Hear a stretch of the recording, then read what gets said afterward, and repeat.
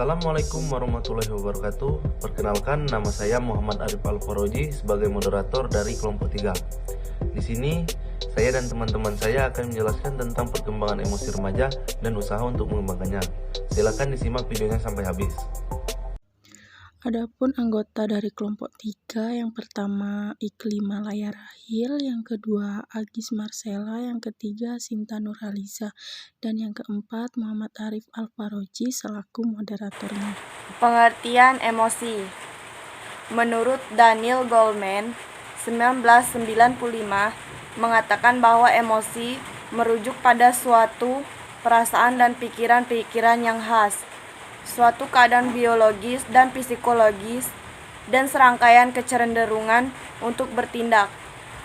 Menurut Chaplin, 1989, dalam Dictionary of Psychology, mendefinisikan emosi sebagai suatu keadaan yang terangsang dari organisme mencakup perubahan-perubahan yang disadari, yang perubahan mendalam sifatnya dari perubahan perilaku.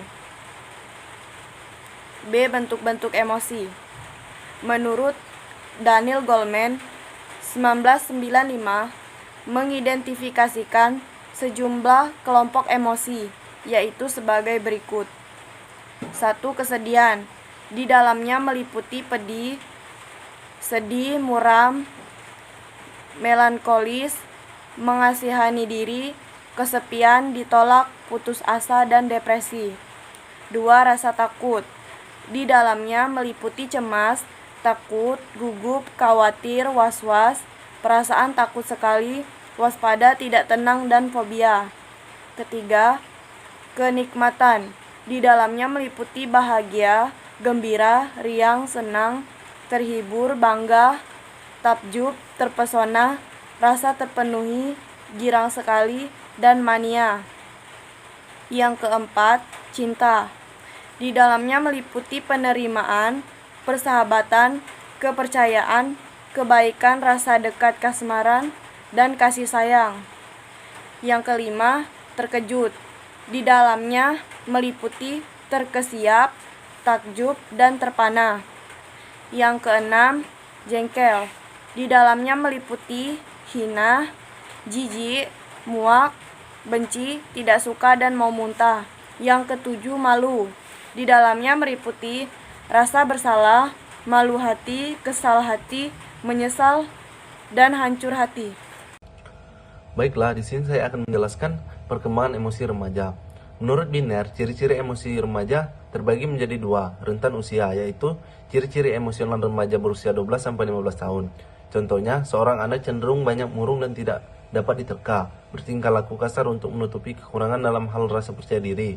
Ledakan-ledakan kemarahan mungkin bisa terjadi, cenderung tidak toleran dan membenarkan pendapatnya sendiri.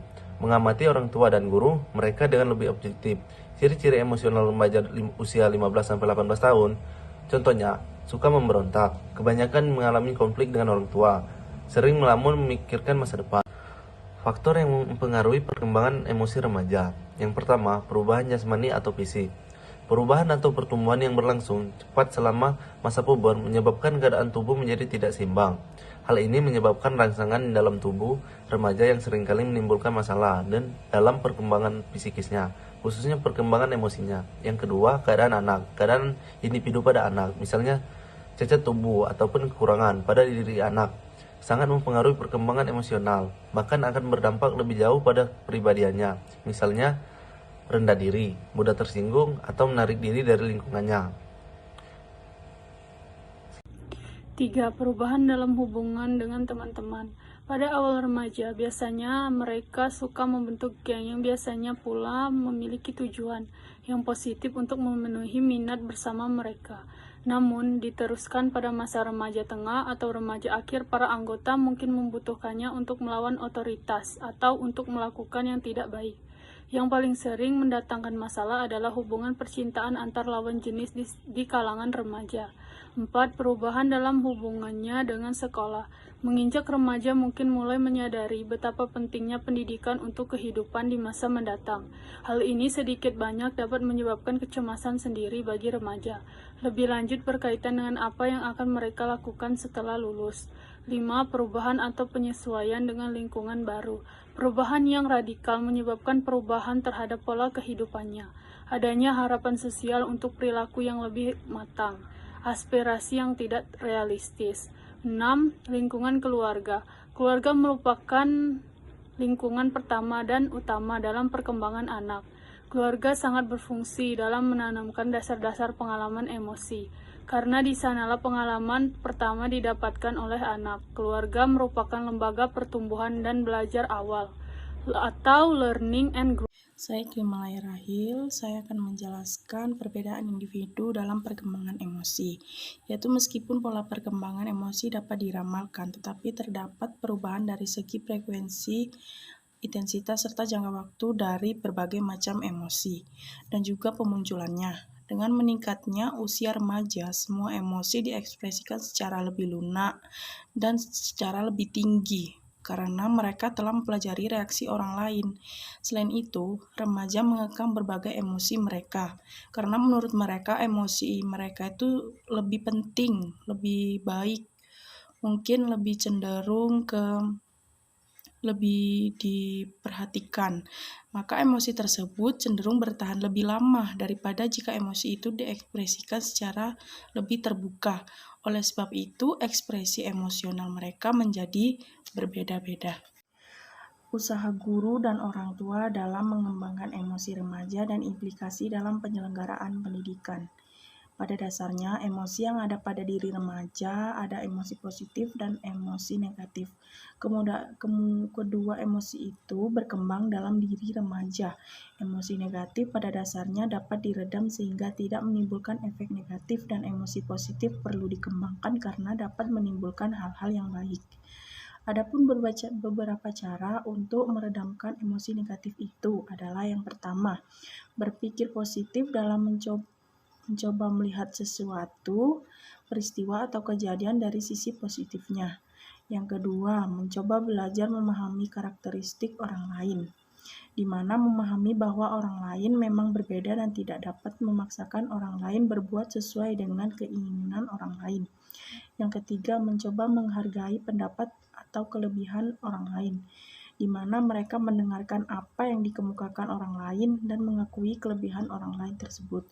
Dan yang keempat, introspeksi diri, di mana mencoba melihat kejadian yang sama. Apabila kejadian yang sama terjadi pada diri sendiri, mereka dapat merasakannya. Nah, untuk emosi positif tersebut pada diri remaja dapat dikembangkan dengan baik, dapat dirangsang dan disikapi oleh orang tua maupun guru. Adapun usaha untuk mengembangkannya adalah: yang pertama, orang tua dan guru serta orang dewasa lainnya dalam lingkungan anak atau significant person dapat menjadi model dalam mengekspresikan emosi-emosi negatif sehingga tampilannya tidak meledak-ledak. Yang kedua, adanya program latihan beremosi baik di sekolah maupun di dalam keluarga, misalnya dalam merespon dan menyikapi sesuatu yang tidak berjalan sebagaimana mestinya. Dan yang ketiga, mempelajari dan mendiskusikan secara mendalam kondisi-kondisi yang cenderung menimbulkan emosi-emosi negatif dan upaya-upaya menggapainya secara lebih baik sehingga emosi dapat mereda dengan baik. Terima kasih. Itulah pemaparan dari materi kami. Jika belum sempurna dan ada salah kata, kami mohon maaf. Pada Tuhan kami mohon ampun. Kami akhiri. Wassalamualaikum warahmatullahi wabarakatuh.